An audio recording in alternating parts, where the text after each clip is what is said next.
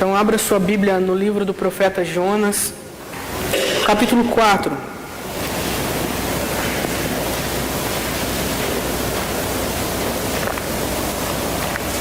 Desde já eu peço perdão pela voz.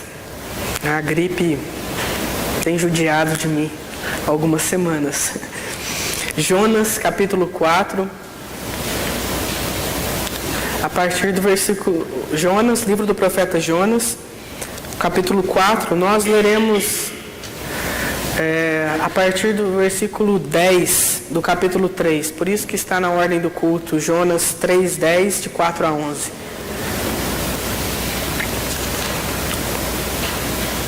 Jonas, o último versículo do capítulo 3, versículo 10, diz assim a palavra de Deus: Viu Deus o que fizeram, como se converteram do seu mau caminho, e Deus se arrependeu do mal que tinha dito lhes faria e não o fez. Com isso, desgostou-se Jonas extremamente e ficou irado, e orou ao Senhor e disse: Ah, Senhor, não foi isso o que eu disse estando ainda na minha terra? Por isso me adiantei fugindo para Tarsis, pois sabia que és Deus clemente e misericordioso e tardio em irar-se e grande em benignidade e que te arrependes do mal. Peço-te, pois, ó Senhor, tira minha vida, porque melhor me é morrer do que viver. E disse o Senhor: É razoável essa tua ira? Então Jonas saiu da cidade e assentou-se ao oriente da mesma, e ali fez uma enramada e repousou debaixo dela à sombra, até ver o que aconteceria à cidade. Então fez o Senhor Deus nascer uma planta, que subiu por cima de Jonas, para que fizesse sombra sobre a sua cabeça, a fim de o livrar do seu desconforto. Jonas, pois, se alegrou em extremo por causa da planta. Mas Deus, no dia seguinte, ao subir da alva, enviou um verme, o qual feriu a planta, e esta se secou. Em nascendo o sol, Deus mandou um vento calmoso oriental. O sol bateu na cabeça de Jonas, de maneira que desfalecia, pelo que pediu para si a morte, dizendo: Melhor me é morrer do que viver. Então perguntou Deus a Jonas: É razoável essa tua ira por causa da planta? Ele respondeu: É razoável a minha ira até a morte. Tornou o Senhor: Tens compaixão da planta, que te não custou trabalho, a qual não fizeste crescer, que numa noite nasceu e numa noite pereceu, e não hei de eu ter compaixão da grande cidade de Nínive, em que há mais de 120.000 pessoas que não sabem discernir entre a mão direita e a mão esquerda, e também muitos animais? Vamos orar? Senhor nosso Deus, nós estamos diante da Tua palavra, Pai. E nós realmente cremos que a Tua palavra é poderosa, Pai, viva, eficaz, para atingir o fundo do nosso coração e tirar dali, Pai, todas as ansiedades, todos os medos. Sim, Pai, ela também é poderosa para nos corrigir, para nos admoestar, para nos ensinar o caminho. Nessa manhã, então, nós te suplicamos, Senhor, que através do Teu Santo Espírito, o Senhor nos ilumine e nos direcione as verdades que nós lemos aqui, Senhor, para que a nossa vida seja transformada diariamente, Pai, para que a cada dia nós pareçamos mais com o Senhor Jesus Cristo. Nós não queremos, Pai, apenas ouvir da Tua palavra. Nós não queremos passar algum tempo aqui com alguns irmãos, Pai. Nós queremos cultuar, adorar ao Senhor e ao mesmo tempo, Pai, ouvir a Tua voz falando a nós. E ao mesmo tempo ter o nosso coração transformado pela Tua doce presença, Senhor. No nome de Jesus, Pai, ajuda-nos nessa manhã, Pai. Fala conosco, muda o nosso coração, transforma o nosso ser para a honra e para a glória do Teu nome. Nós fazemos essa oração em nome de Jesus. Amém. Irmãos, a história do profeta Jonas é uma história bastante conhecida, tanto pelos cristãos ou por aquelas pessoas que cresceram em uma igreja cristã, quanto pelas pessoas que não são cristãs, ou por aquelas pessoas que não frequentaram constantemente ou ao longo de sua vida uma igreja. Afinal, não é todo dia em que nós ouvimos sobre um homem que caiu numa grande tempestade no mar, foi engolido por um grande peixe, passou 3 dias e 3 noites no ventre do peixe, foi vomitado em terra firme e sobreviveu a tudo isso para contar a história. Porém, o que poucas pessoas sabem, e isso inclui até mesmo aquelas que cresceram na igreja ou que ouviram essa história de Jonas inúmeras vezes, de inúmeras formas, é que o livro do profeta Jonas, ele não foi escrito para contar uma história um tanto quanto peculiar de um homem engolido por um peixe. Não é esse o propósito do livro. O propósito do livro não é chamar a atenção do leitor para Jonas, ou para o peixe, ou para os ninivitas, ou para os marinheiros, ou para a tempestade, enfim, não é esse o propósito. O propósito do livro é mostrar 2 grandes verdades sobre Deus. O personagem central do livro de Jonas não é Jonas, é Deus. Quais são essas verdades? A primeira delas é que Deus é soberano.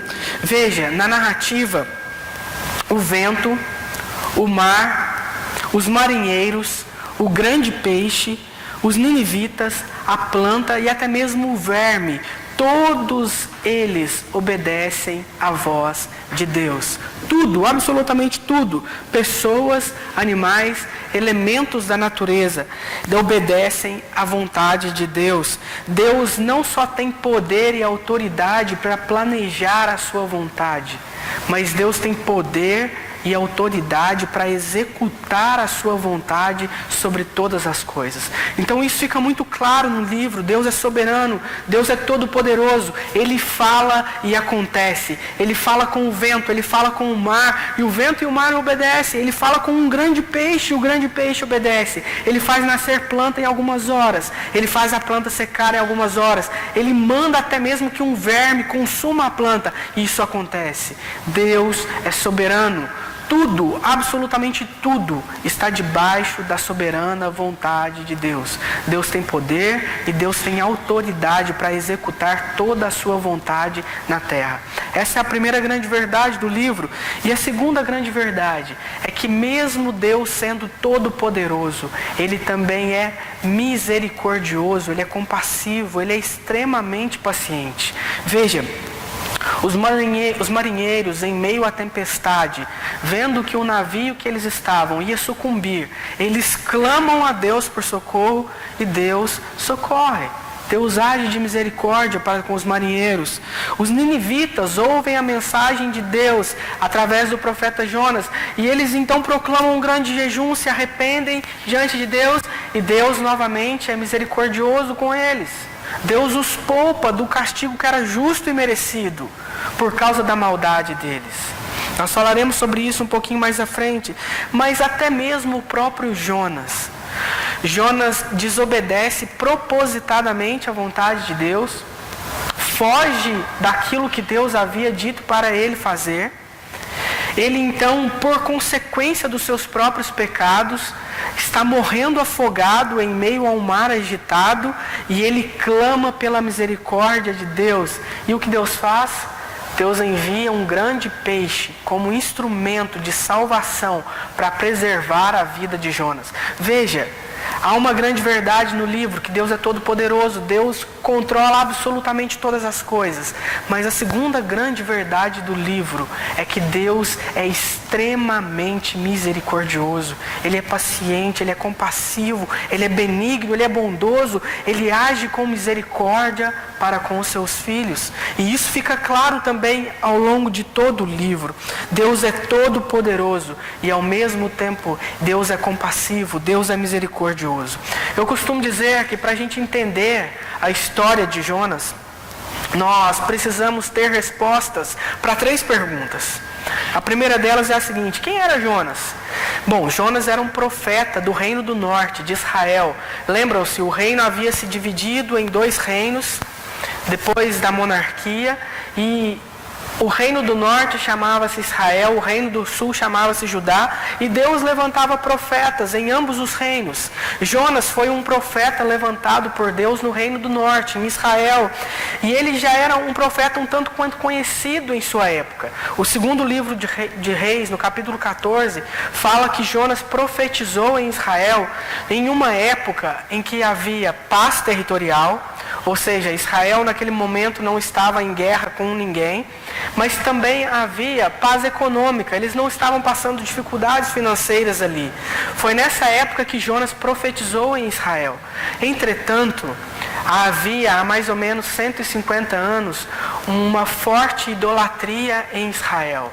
Apesar de Deus estar protegendo, levantando profetas para falar com o povo ainda continuava buscando ídolos para si. Bom, a segunda pergunta, qual que era a missão de Jonas? Isso está aí no capítulo 1 do livro, no versículo 1, acompanhe comigo. Veio a palavra do Senhor a Jonas, filho de Amitai, dizendo, versículo 2 e 3, Dispõe-te, vai à grande cidade de Nínive e clama contra ela, porque a sua malícia subiu até mim. Jonas se dispôs para fugir da presença do Senhor para Tarsis, e tendo descido a Jope, achou um navio que ia para Tarsis. Pagou, pois, a sua passagem, embarcou nele para ir com eles para Tarsis, para longe da presença do Senhor. Veja, a Síria, cuja capital era Nínive, era uma nação estrangeira, uma nação ímpia, uma nação pagã. Ela não pertencia ao território de Israel. Então Jonas é enviado por Deus a essa nação. Algo totalmente inusitado até aqui na história. Deus havia levantado profetas, tanto para o reino do norte quanto para o reino do sul, mas até então Deus não havia mandado nenhum profeta ir clamar o juízo de Deus sobre outra nação. É por isso que, por vezes, as pessoas usam o termo de que Jonas foi um profeta missionário. Porque Jonas é o primeiro e o único profeta enviado por Deus a uma outra nação aqui no Antigo Testamento. E os versículos 2 e 3 falam que Jonas fugiu da sua missão. E talvez a pergunta mais importante para mim e para você nessa manhã é a seguinte: por que Jonas fugiu? O que acontecia no coração de Jonas para ele não querer cumprir a ordem de Deus? Bom, nós temos alguns pontos a destacar aqui. O primeiro deles é que a Síria já havia feito incursões militares em Israel. Jonas já não estava muito contente com a Síria, cuja capital era Nínive, para onde Deus havia mandado ele ir. Ele estava um pouco revoltado já por causa da constante ameaça que havia sobre o seu reino por parte da Síria. A Síria nesse momento estava em guerra com o Egito e estava vencendo inúmeras outras guerras. Ou seja, ela se levantava internacionalmente com um alto poder bélico. Na cabeça de Jonas era só a questão de tempo, até a Síria se voltar contra Israel e passar como um rolo compressor por cima da nação que ele amava. Ele então via isso, e além disso, ele via que a Síria possuía um exército extremamente violento. A arqueologia tem ajudado nesse sentido a figuras, imagens, pinturas de guerreiros, de soldados assírios com o pé na garganta do seu oponente, arrancando a língua do seu oponente com a própria mão. Ou seja, a Síria, por onde eles passavam, eles deixavam um rastro de destruição, morte e muita violência. Eles eram impiedosos, eles estavam dominando todos os territórios ao redor, e Jonas sabia que era só questão de tempo até eles se voltarem para Israel. Então fica evidente que no coração de Jonas havia um conflito étnico e um conflito social, porque Deus manda Jonas clamar o juízo sobre o maior algoz.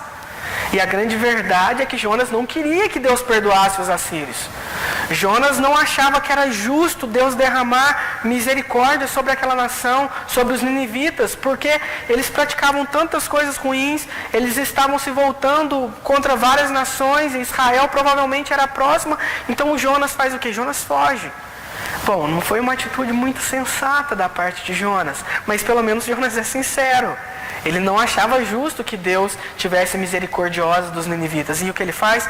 Ele foge. Bom, o resto da história você provavelmente conhece. Jonas, ao invés de ir 800 quilômetros ao norte de Israel para Nínive, ele vai a milhares e milhares de quilômetros a leste para uma cidade no sul da Espanha, chamada Tarsis.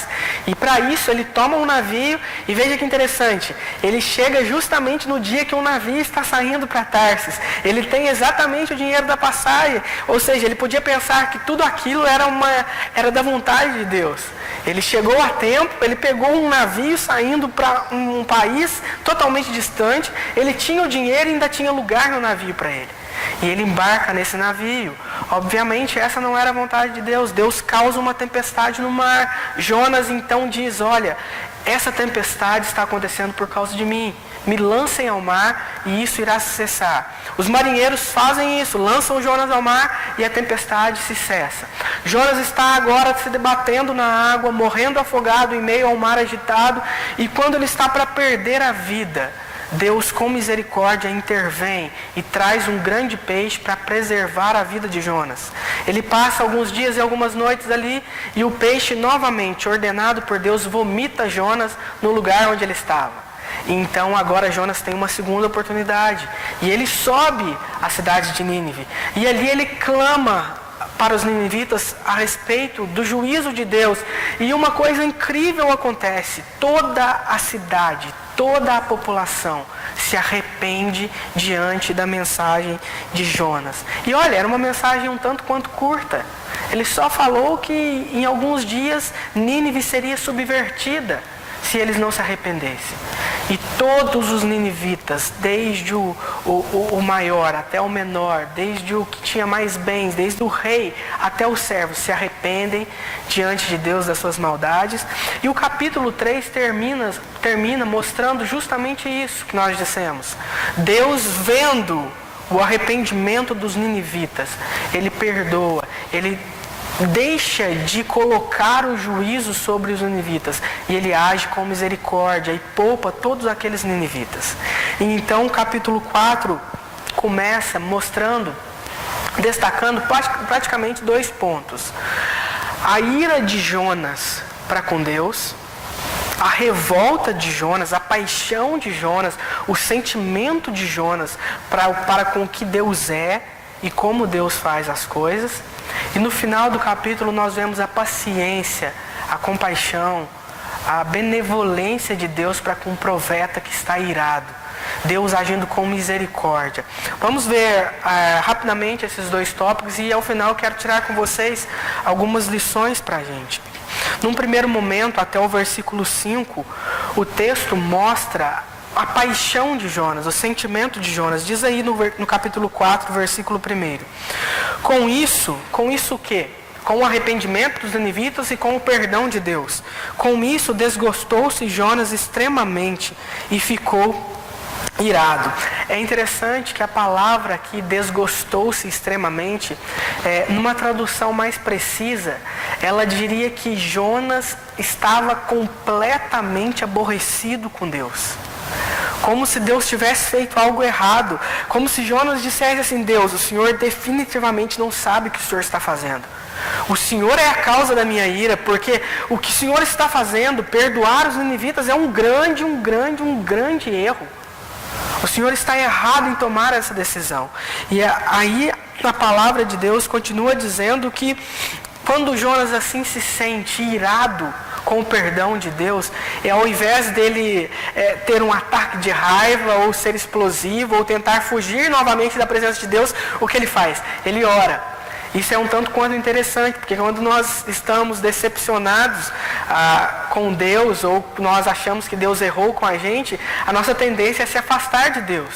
É não querer ir à igreja, ou não querer ler a palavra, ou não querer orar. Mas o que Jonas faz? Jonas ora. E o que Jonas diz para Deus? Versículo 2 e versículo 3 do capítulo 4.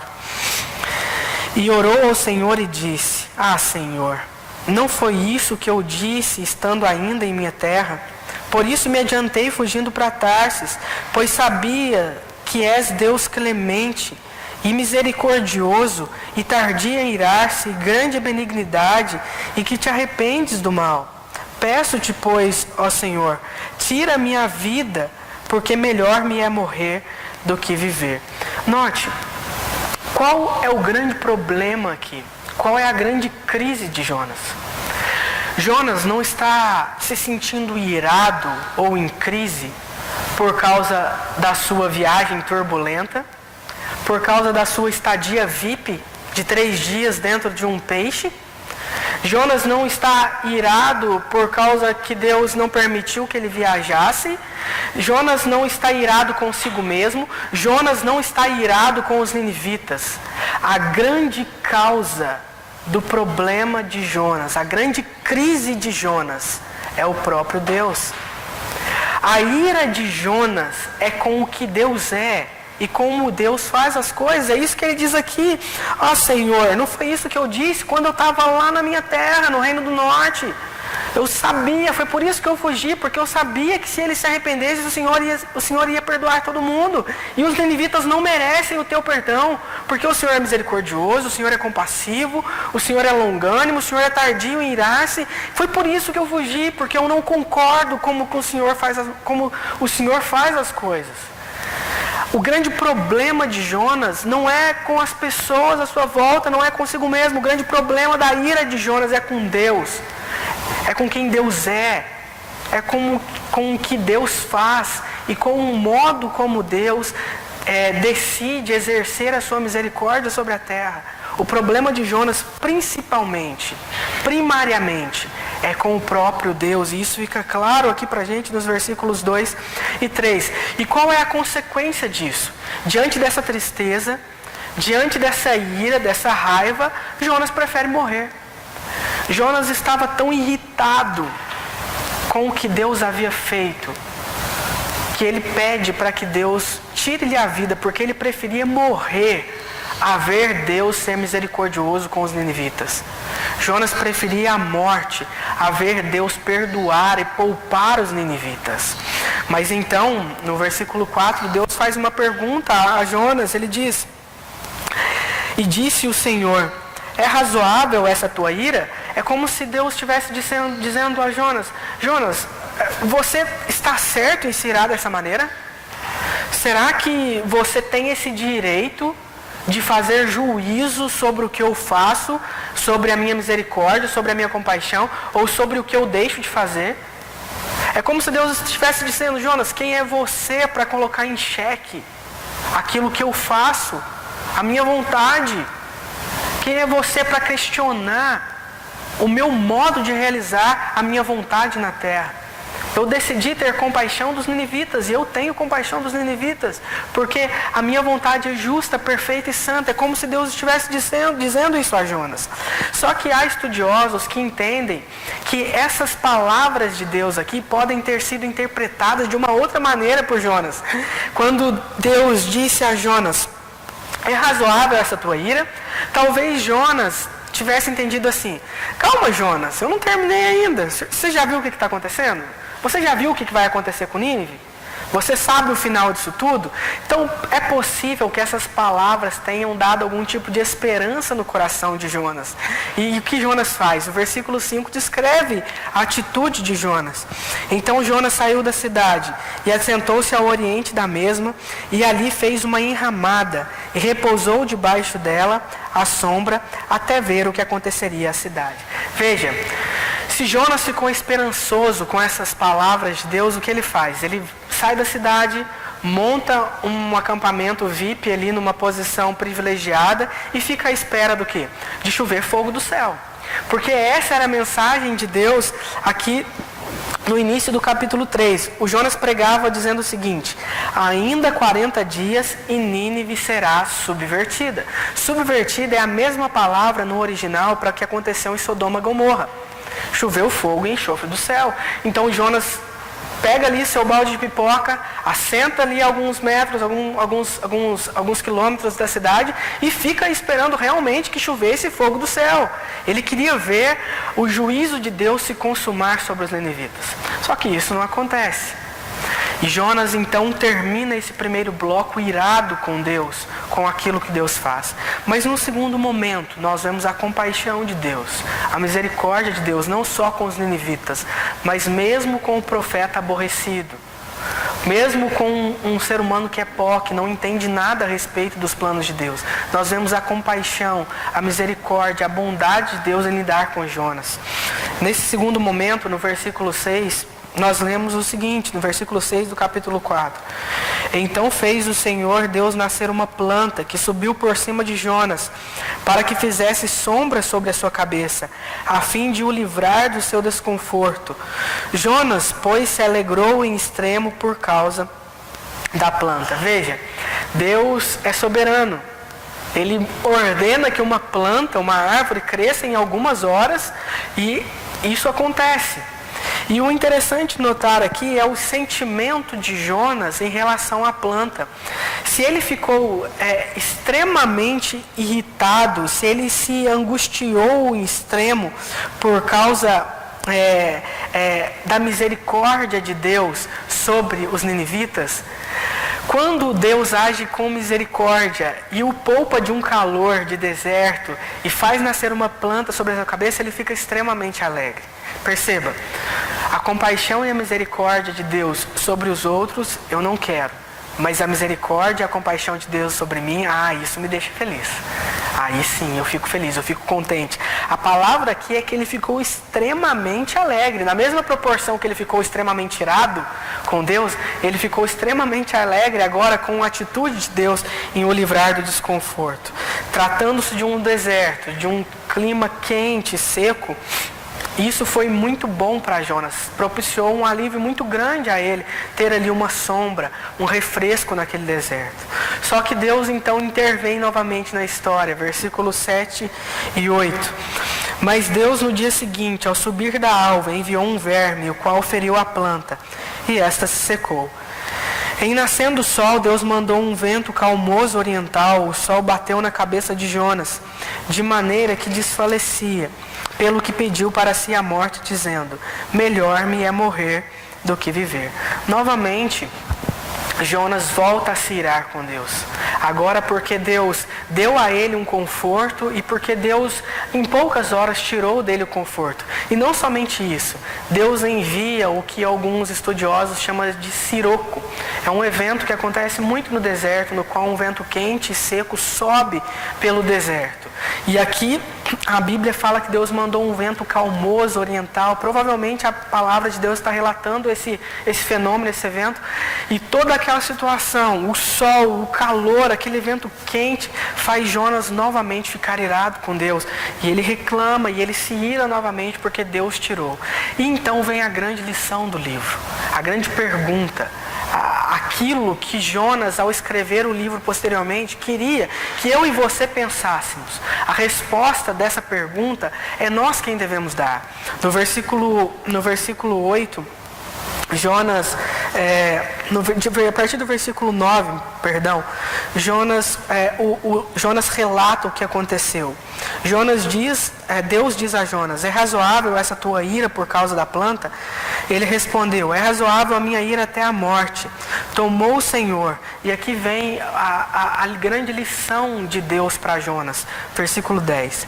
Tens compaixão da planta que não te custou trabalho, a qual não fizeste crescer, que numa noite nasceu e numa noite pereceu, e não hei de eu ter compaixão da grande cidade de Nínive, em que há mais de 120.000 pessoas que não sabem discernir entre a mão direita e a mão esquerda, e também muitos animais. A grande pergunta de Deus para Jonas é a seguinte: você se compadece em extremo de uma planta que você nem teve participação no crescimento e no cuidado dela. E eu não posso ter compaixão de uma cidade inteira. E o relato aqui é que 120.000 pessoas que não sabem discernir entre a mão direita e a mão esquerda. Isso significa que eram 120.000 crianças. Então calcula-se uma população de 600.000 pessoas em Nínive. Deus não pode ter compaixão de todas essas pessoas em Nínive, e Jonas pode ter compaixão de uma planta. Deus é injusto por ter misericórdia de uma cidade inteira, enquanto Jonas é justo por causa que ele teve compaixão de uma planta? Essa é a grande pergunta do livro. E quando Jonas escreve esse livro, provavelmente depois que passou todo esse episódio, ele deixa essa pergunta em aberto, porque essa pergunta é muito importante, porque existe um claro contraste aqui entre o que Deus é e o que nós somos, entre o que Deus faz e como nós achamos que Deus deveria fazer todas as coisas. Bom, eu quero tirar 2 rápidas lições com você nessa manhã. A primeira delas é a questão central, a questão fundamental das nossas crises é primariamente com o próprio Deus. Veja, Jonas não concorda com o modo como Deus faz as coisas, e por isso ele fica irado e deseja a morte. E é provável que isso aconteça comigo e com você também. Quando nós passamos por algumas situações nas quais nós não entendemos ou nós não compreendemos a vontade de Deus, algumas situações onde a nossa vida parece um tanto quanto confusa, sem sentido, sem propósito, quando nós temos problemas físicos, problemas nos relacionamentos, problemas financeiros, a tendência nossa é manter uma capa de santidade e irar com as situações, mas no fundo o nosso coração sempre se ira com Deus. Porque se nós acreditamos que Deus é soberano sobre todas as coisas e tudo está debaixo do controle dele, a nossa ira principal é com o próprio Deus. Como Deus faz as coisas. E quando nós temos atitudes parecidas com a de Jonas, ficamos revoltados, fugimos da presença do Senhor, ou tentamos fugir, talvez seja a palavra mais correta, em alguma coisa que nos dê alívio, que nos traga algum tipo de satisfação, contentamento em meio à dor, é como se nós estivéssemos dizendo para Deus: olha Deus, eu preciso muito, muito de procurar alívio em outras coisas, porque o modo como o Senhor faz as coisas não é suficiente para me alegrar. É exatamente isso que Jonas está dizendo. Eu preciso fugir, eu precisei fugir da tua presença, porque o Senhor não sabe fazer as coisas como se deve. Nínive não merece o teu perdão e a tua misericórdia. E o interessante é que Jonas também não merece, ele só não sabe disso. Ou então, até então, não sabia. Mas da mesma forma que Deus é gracioso com Jonas, ele foi gracioso com os ninivitas. A grande questão aqui para nós é que nós procuramos criar mecanismos de fuga para que a gente então se livre do descontentamento e da ira e da insatisfação, por vezes, das coisas que acontecem em nossa vida. Você vê pessoas se afundando horas a fio no trabalho, prejudicando a sua família, porque no fundo ela está insatisfeita com o que Deus é e como Deus faz as coisas na vida dela. Você vê pessoas fugindo para as drogas, para o sexo, para o consumo exagerado de coisas, para a posse. Você vê pessoas exaltando relacionamentos, você vê pessoas exaltando os seus cônjuges, enfim.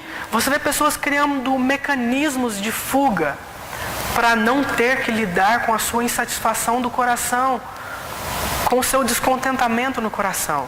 Todos nós, por vezes, fazemos de modo igual a Jonas. Todas as vezes que nós não nos contentamos, ou nós ficamos insatisfeitos, ou a alegria não preenche o nosso coração, é porque nós não estamos tendo uma concepção correta daquilo que Deus é, daquilo que Deus faz e do que nós somos. Essa falta de visão. Jonas não percebia que ele era alvo da misericórdia de Deus, assim como os ninivitas. E isso o fazia achar que ele era melhor. Eu não mereço a punição de Deus. Imagina, eu sou um profeta em Israel, mas os ninivitas, aqueles miseráveis merecem. Eles precisam que desça fogo do céu sobre eles. Sobre mim não. Mas Deus age com misericórdia. A grande crise, a grande insatisfação não está no plano horizontal. a insatisfação, o descontentamento, a falta de alegria e a falta de paz está sempre no plano vertical. No fundo, é sempre uma questão entre nós e Deus, porque quanto mais satisfeito, quanto mais contente você estiver em Deus, naquilo que Deus é, naquilo que Deus já fez por você e naquilo que Deus continua fazendo, você, mesmo não compreendendo tudo que Deus faz, aceitará e confiará que você tem um Deus bondoso, paciente, longânimo, que te preserva a vida, que cuida de você em cada detalhe. O texto, a crise, a insatisfação de Jonas revela que o problema dele, principalmente, primariamente, era um problema com Deus. Uma segunda lição e última que nós podemos tirar do texto é aquilo que nós já falamos um pouco aqui. Jonas ficou extremamente grato quando a compaixão de Deus beneficiou ele, mas ele ficou extremamente irado quando a compaixão de Deus beneficiou outras pessoas que eles não achavam que eram merecedores dessa compaixão. E a gente tem que tomar cuidado, porque esse tipo de sentimento, esse tipo de pensamento pode surgir no nosso coração à medida que nós não compreendemos o que Deus faz e como Ele faz. Veja, você está insatisfeito, eu estou insatisfeito pelo modo como Deus tem cuidado da minha vida. Eu tenho experimentado dores e você tem experimentado sofrimentos e você está ansioso e preocupado e eu estou desgastado com isso. Ao mesmo tempo que essa ira, essa revolta é um problema com Deus, isso acaba afetando o meu problema com o próximo. Eu passo a olhar a vida do próximo e vejo as coisas indo bem e automaticamente o que acontece no meu coração é um sentimento egoísta de revolta. Por que Deus cuida dele e não de mim? Por que Deus abençoa tal pessoa? Por que Deus tem agido com compaixão e misericórdia sobre determinadas pessoas e não sobre mim? Veja, uma coisa é reflexo da outra. Quando o meu relacionamento com Deus não está equilibrado de forma correta, quando eu perco a percepção de quem eu sou e de quem Deus é, automaticamente eu perco a percepção de quem meu próximo é. E talvez nessa relação nós nos sintamos mais merecedores da graça e da compaixão do que o próximo. Veja, tal pessoa faz determinados tipos de coisas, abominações diante de Deus, ele não merece o perdão de Deus. Ah, eu mereço, eu sou bonzinho, eu vou à igreja todo final de semana. Veja, é uma perspectiva completamente equivocada da graça. Pessoas que agem dessa forma não entenderam absolutamente o que é a graça de Deus. Primeiro, essas pessoas não estão se vendo como deveriam, como um pecador miserável, totalmente carente da misericórdia de Deus diariamente. Em segundo, um Deus gracioso, que já foi gracioso com ele quando o perdoou em Jesus Cristo. A percepção errada de Jonas com relação a Deus afetava a percepção dele com relação ao próximo. Essas são as duas lições para nós.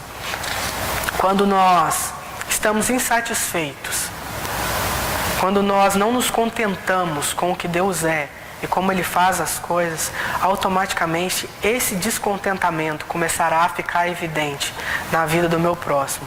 Eu começarei a olhar demais para o lado, eu começarei a me comparar demais com determinadas pessoas e eu começarei a criar em mim um ciclo de visão quebrada, distorcida a respeito de quem Deus é, de quem eu sou e de quem o meu próximo é. Veja, há um caminho para isso tudo. Há uma correção.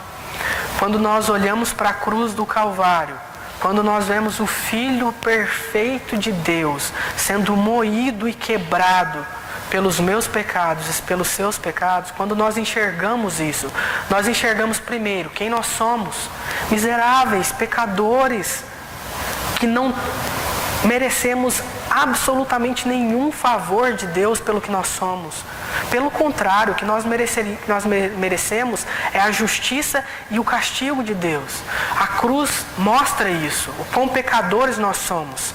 Mas a cruz também mostra a graça de Deus, a misericórdia de Deus, o amor de Deus que não poupa o seu único Filho perfeito por mim e por você.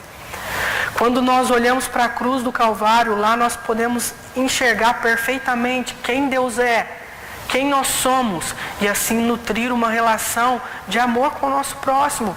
Veja, eu fui alvo da misericórdia, da compaixão de Deus, eu fui alvo da graça de Deus, eu não merecia o amor de Deus, mas por Jesus Cristo, Deus me ama, cuida de mim e age com misericórdia. E quando eu olho para a vida de outra pessoa que também não merece, eu não julgo, eu não aponto o dedo, eu não critico. Eu vejo uma pessoa que necessita também da graça e da misericórdia, do amor de Deus.